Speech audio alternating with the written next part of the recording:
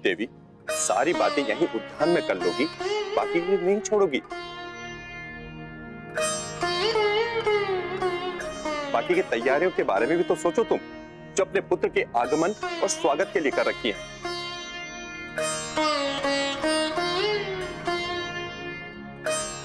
वो लड्डू, पुष्पहार, वो आरती, सब आपकी प्रतीक्षा कर रहे हैं पुत्र की।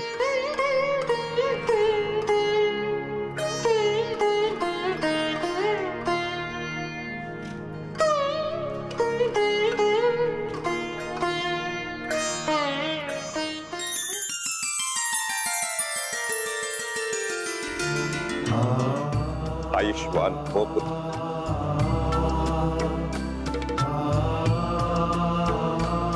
आज तुम्हें अपने सामने देखकर अपार प्रसन्नता हो रही है मुझे। तुम्हारे बिना ये महल कितना सूना था। तुम्हारे आने से इस महल की आभा लौट आई है। धन्यवाद तो प्रभु श्री राम का पिताश्री।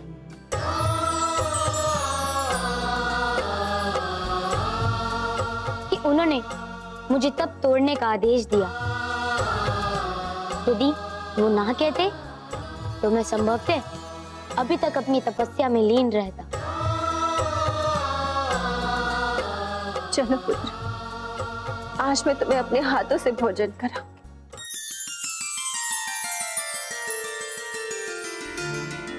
इतने वर्षों बाद आज मैं अपने पुत्र को अपने हाथों से खाना खिलाऊंगी। चलो।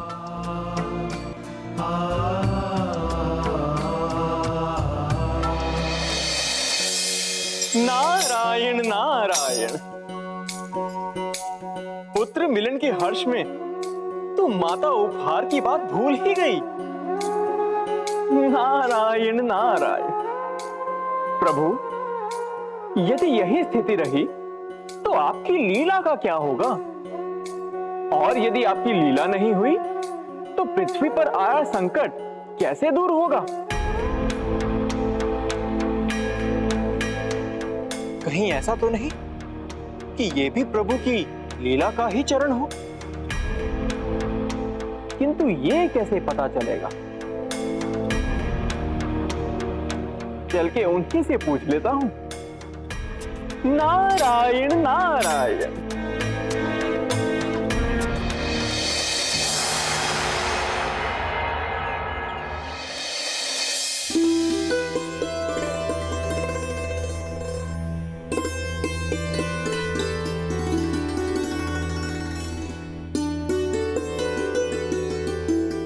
अरे माँ, इतने सारे लड्डू कम है? नहीं, बहुत ज्यादा। मैं थोड़ी ना अकेले इन्हें खा पाऊंगा। तब कौन खाएगा? ये सब कुछ तुम्हें ही खाना है। मैंने तुम्हारे लिए ही बनाया। ये तो तुम्हारा प्रिय व्यंजन है ना?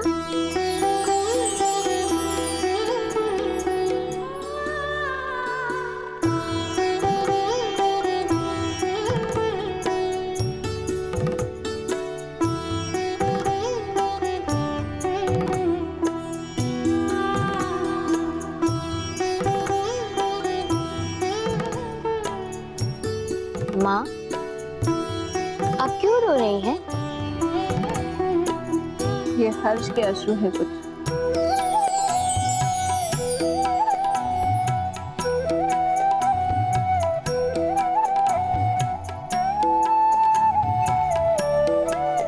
अब तो मुझे छोड़कर कभी नहीं जाएगा ना? संभवतः जाना होगा माँ। मेरे प्रभु ने कहा है कि मुझे एक संकट को दूर करना है।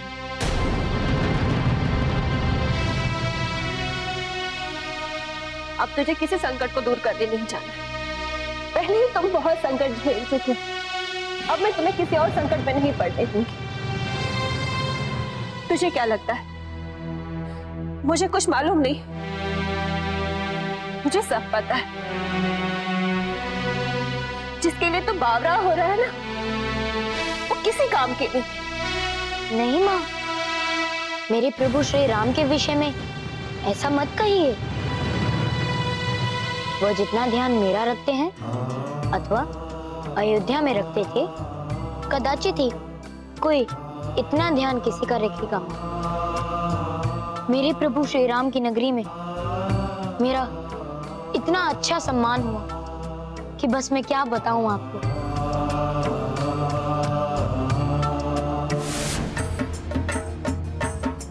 जुग जुग जियो मेरे पुत्र।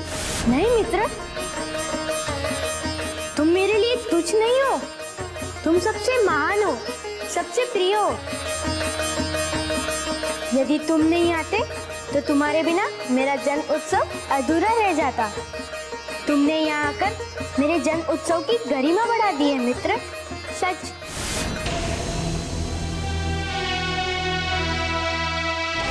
हाँ, प्रथम बार जब लोगों ने मुझे देखा तो उनमें भय और भ्रांति उत्पन्न, पर बाद में प्रभु श्री राम ने सब कुछ सुव्यवस्थित कर दिया।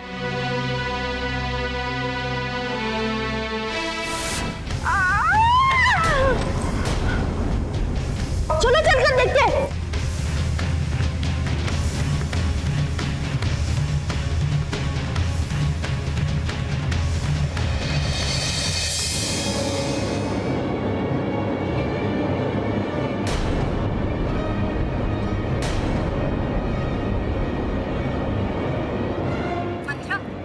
मंत्रा, उठो मंत्रा।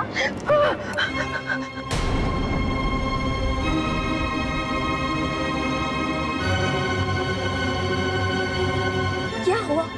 क्यों इतना शोर कर रही थी? क्या बताऊं, मुझे वो अनोखा जो फिर से दिखाई दिया। वो इसी गलियारे में था, इसी गलियारे में। तो कैसी बातें कर रही हो मंत्रा? यदि कोई जीव होगा तो इस स्थान पर क्या करेगा? यदि उसे कहीं छुपना होता तो मेरे कक्ष में आकर छुपता, क्योंकि छत से उतरते ही तीसरा द्वार मेरे कक्ष का होता है। अवश्य तुम्हें कोई भ्रम हुआ है मंत्रा। नहीं, मुझे कोई भ्रम नहीं हुआ। मैं सौगंध खाकर कहती हूँ, मुझे वो जीव। बस शांत रहिए और किसी भी प्रकार का भ्रम मत फैलाइए, अन्यथा अच्छा नहीं होगा।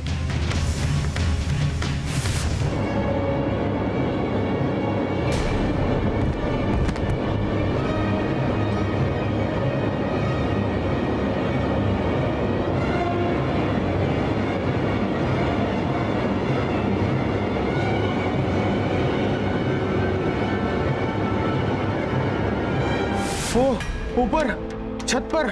क्या छत पर? ऊपर छत पर एक विचित्र जीव आया था।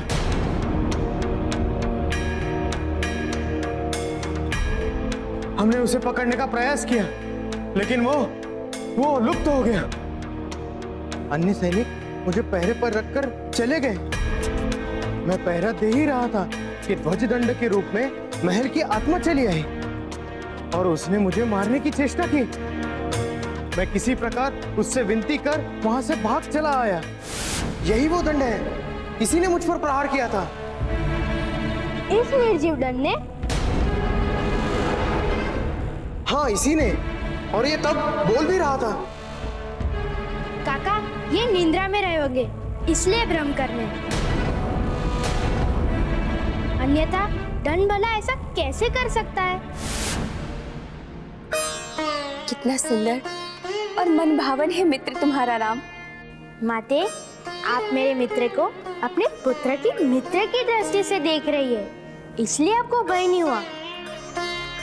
किंतु जिन लोगों ने भी हनुमान को पहली बार देखा है, उनको भयभीत होना स्वाभाविक है, क्योंकि अनजाने अज्ञात से तो मानव को स्वभाव है।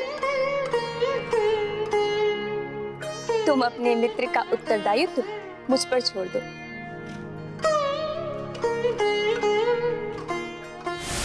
और मैं सत्य कह रहा हूँ माता कि मैं तपस्या के लिए अपने प्रभु से कोपित होकर अथवा तनाव में नहीं गया था। मैं तो उनके विछोह के दुख को कम करने की मंशा से गया था माँ।